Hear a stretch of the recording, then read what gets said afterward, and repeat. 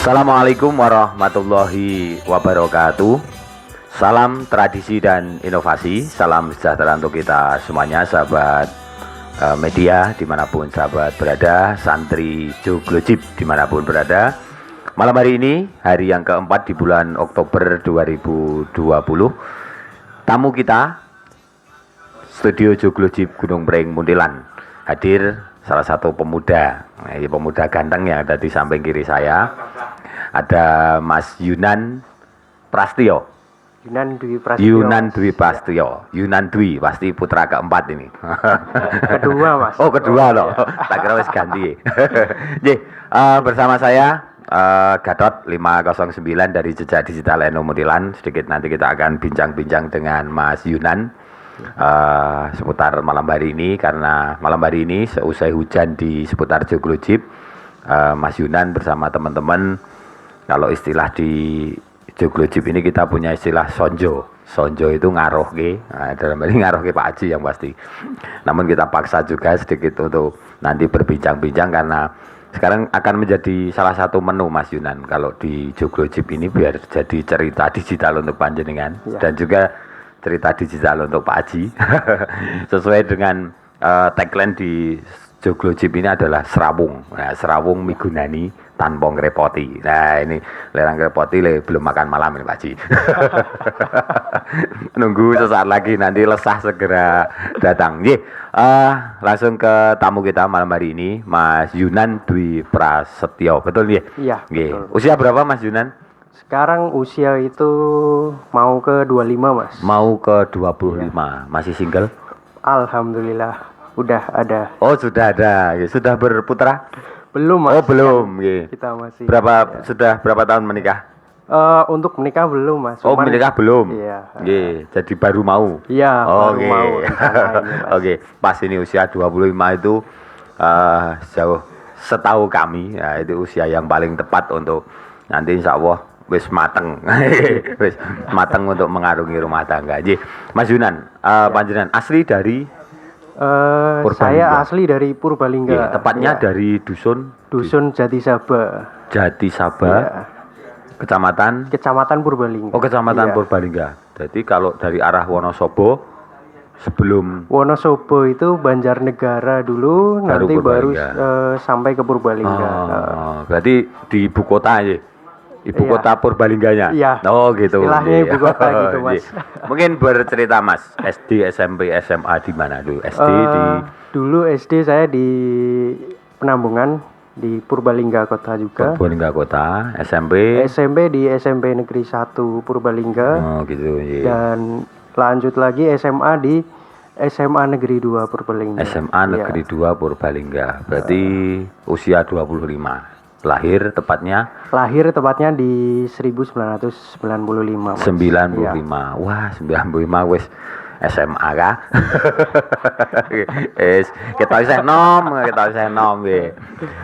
Lahir 95. Perjalanan dari STK, SD, SMP, SMA ini dihabiskan waktunya di Purbalingga. Ya. Kemudian setelah itu saya lulus SMA itu saya punya rencana atau niatan ingin kuliah di Jogja, Mas, awalnya dulu. Ya. Awalnya pengen kuliah di Jogja. Berarti lulus tahun 2000 berapa? 2000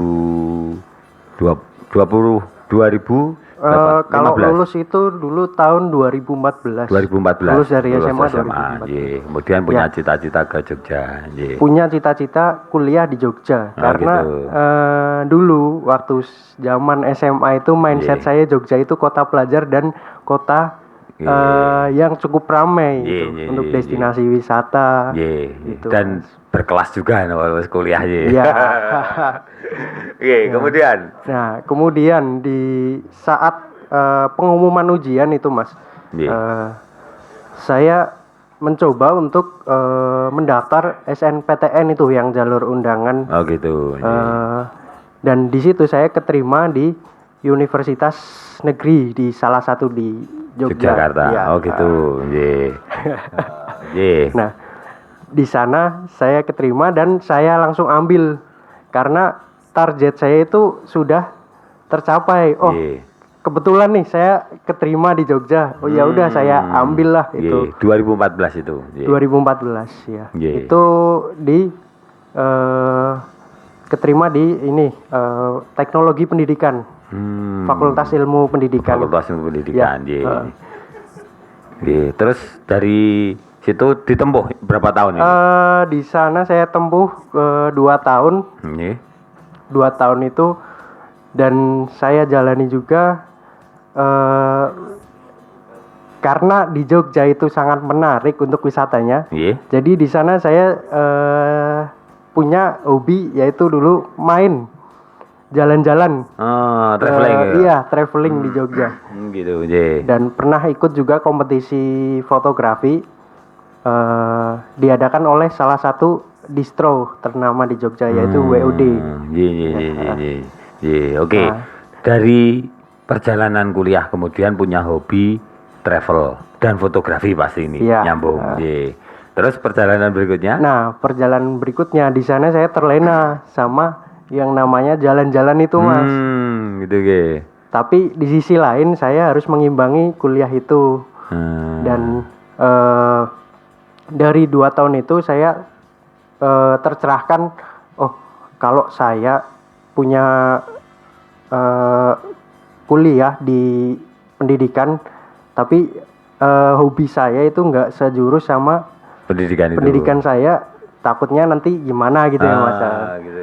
Jadi 2 tahun itu saya berpikir, kalau saya suka jalan-jalan, suka di lapangan gitu, terus nanti ketika saya lulus dari universitas tersebut dengan gelar yaitu sarjana pendidikan, menurut saya kurang greget nih di saya.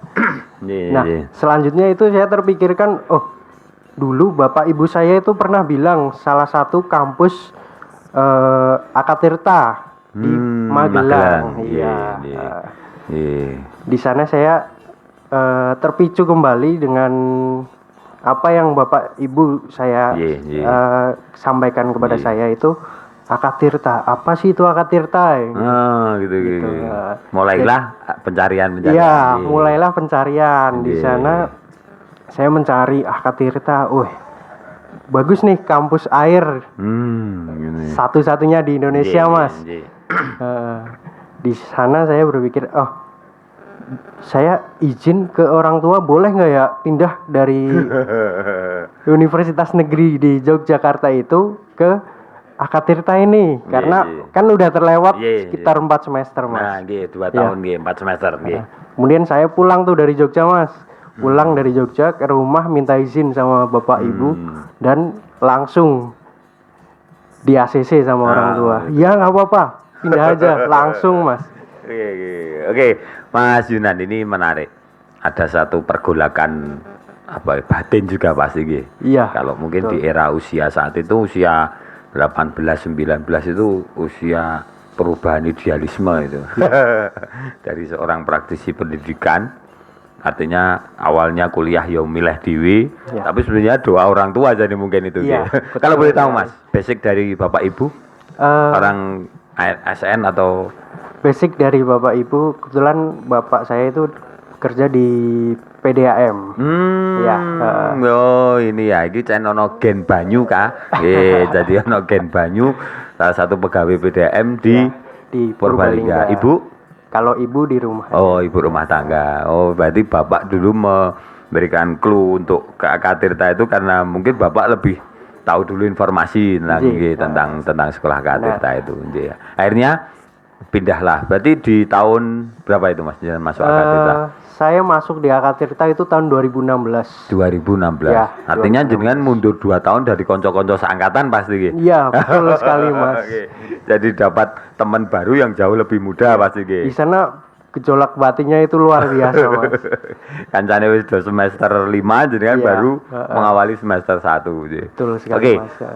Apa Mas yang kesan jenengan dapat pertama ketika jenengan datang ke Magelang atau menarik tadi ini kampus air, tapi apa Mas secara visual yang jenengan dapat ketika jenengan datang di Magelang kemudian memutuskan aku sekolah nang kene, saya kuliah di sini. Apa Mas Yunani?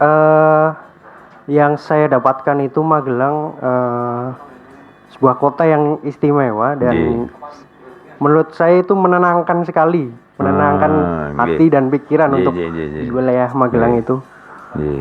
Oke, kemudian nyambungnya dengan hobi jenengan Mas. Ketika jenengan harus berpindah jurusan, apa Mas itu? Ada yang menarik dari hobi tadi yang jenengan? Hal yang menariknya gini Mas.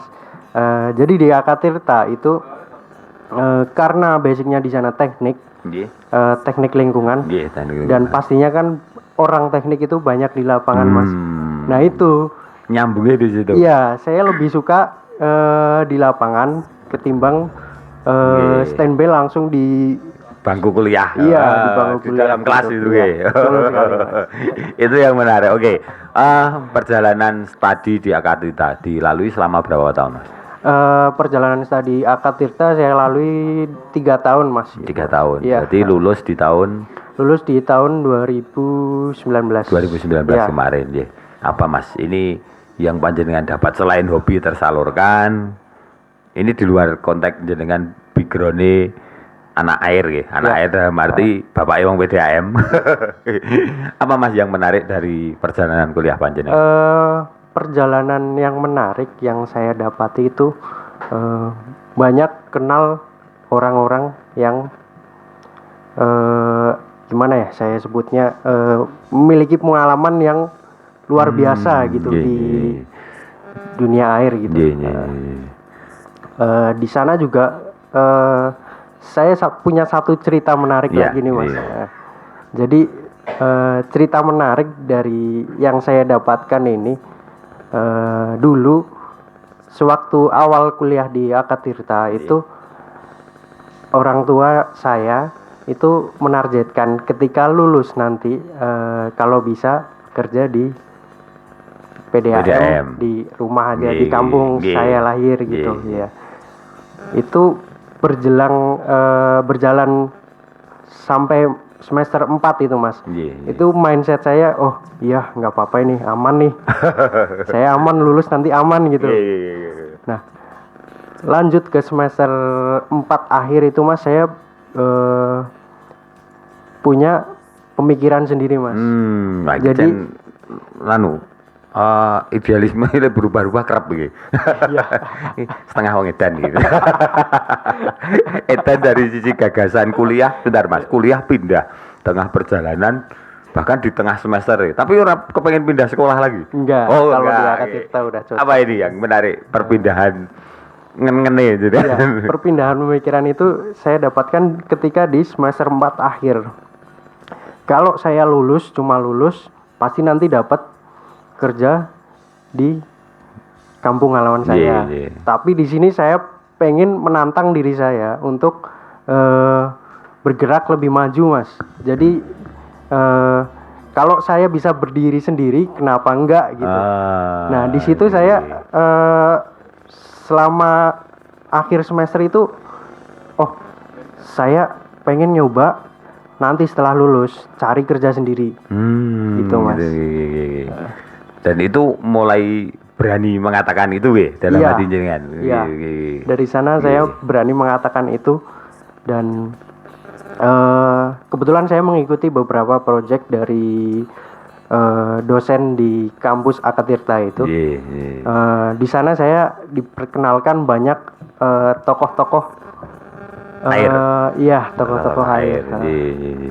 Nah, dari situ saya punya ide, kalau beliau bisa jadi besar seperti itu, kenapa saya nggak bisa gitu.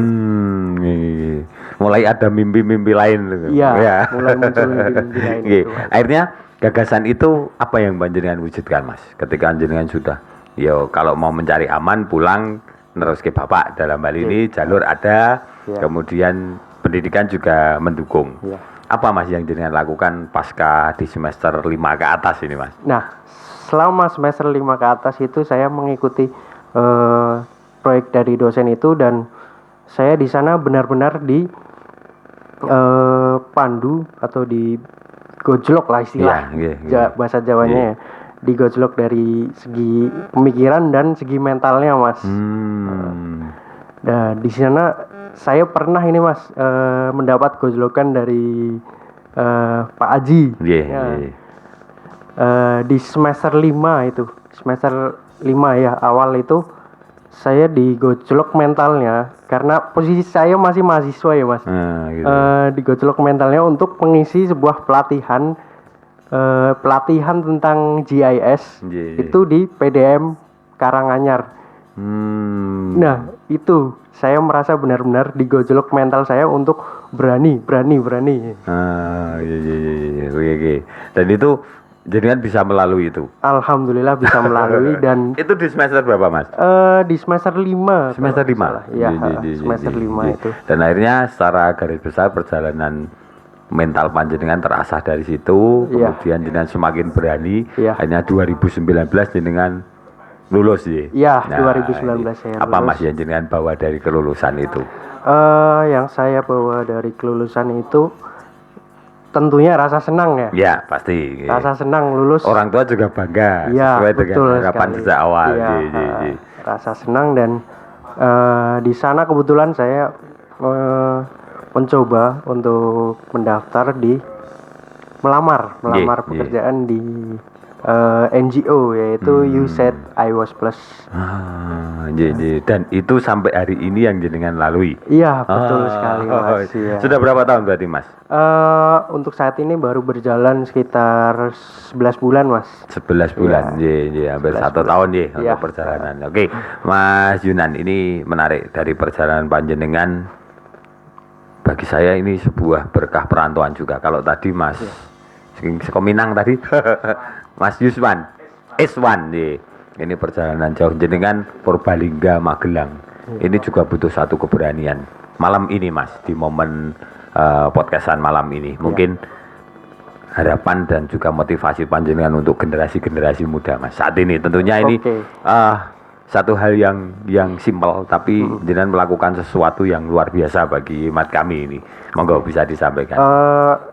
Pesan saya yaitu untuk para mahasiswa yang saat ini sedang menempuh masa perkuliahan atau baik untuk pemuda, satu pesan singkat yaitu semakin kita tahu semakin kita tidak tahu mas. Semakin kita tahu semakin kita tidak tahu. Wah ini gitu jabar gini iki. Oke, baik mas. Oke ini mas. Jadi gini mas, misalkan nih mas, sampean tahu nggak ini laptop? Tapi tahu nggak kita di dalam laptop itu tercipta dari apa aja, terbentuk dari apa aja? Nah itu salah satu contoh simpelnya seperti itu mas. Kita tahu laptop, tapi kita tahu nggak cara buat laptopnya? Gitu.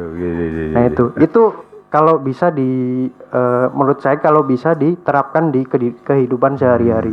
Jadi kita itu tidak merasa puas dengan hasil yang saat ini aja kita gitu. Capai. Ya, artinya betul itu juga sekali, menjadi motivasi untuk selalu belajar dan ingin tahu mas. Iya betul sekali. Luar biasa sekali ini Mas Yunan. Satu hal yang tentunya simpel, tapi ini mengajak kita, menginspirasi kita juga memberikan semangat untuk kita. Bahkan di Mas Yunan yang saya tertarik awal tadi ketika jenengan melompat jurusan. Wah, ora enteng lho Mas. Untuk merubah aliran dari kiri ke kanan, kanan ke kiri dan jenengan melalui itu dan hari ini mungkin di usia jenengan 25 juga masih dalam proses belajar juga. Artinya untuk melalui sebuah pekerjaan dan mewujudkan apa yang jenengan cita-citakan. Oke, Mas Yunan, tentunya di sesi akhir ucapan terima kasih Mas untuk siapa saja yang malam hari ini bisa panjenengan sampaikan sebagai bentuk penghargaan sekaligus doa jenengan untuk orang-orang yang tentunya mempengaruhi banyak hal dalam kehidupan jenengan. Monggo bisa disampaikan. Baik.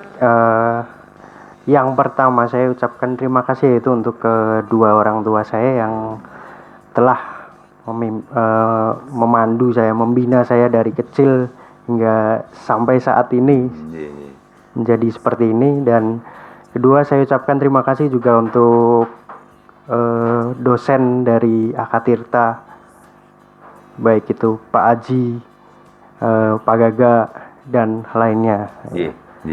Dan saya sampaikan juga terima kasih untuk teman-teman saya dari Akatirta juga ataupun dari Purbalingga juga yang selama ini mendukung saya hingga seperti ini. Amin, Ya. amin, amin. Dan Terima kasih. terima kasih juga Mas Yunan, ini luar biasa. Suatu saat semoga catatan ini ketika dengan suatu waktu nanti akan memimpin Purbalingga. Wah, Amin. Yo kabeh iki orang ngerti toh, suratan takdir itu kita tidak tahu, tapi catatan malam hari ini akan menjadi satu motivasi dan penyemangat untuk kita bahwa di hari ini menjelang 5 Oktober Mas Yunan duduk bersama dengan Jejak Digital NU Muntilan untuk mendigitalkan juga cita-cita dan harapannya, dan Mas Yunan sebagai seorang pemuda juga adalah proses untuk menuju hal yang lebih baik, memberikan kemanfaatan seluas-luasnya, memperluas perserawungan seperti kata Pak Haji juga yang selalu menginspirasi kita. Di penghujung kebersamaan kita malam hari ini, Mas Yunan matur nuwun sangat untuk panjenengan bisa duduk di kursi podcast Ya. Joglo Jeep. Semoga berkah selalu untuk kita semuanya, dan apa yang menjadi spirit panjenengan juga bisa menginspirasi yang lain. Terima kasih Mas Yunan. Matur nuwun untuk sahabat-sahabat semuanya, dan silahkan untuk sahabat-sahabat berikan like, komen, dan subscribe di channel kita malam hari ini.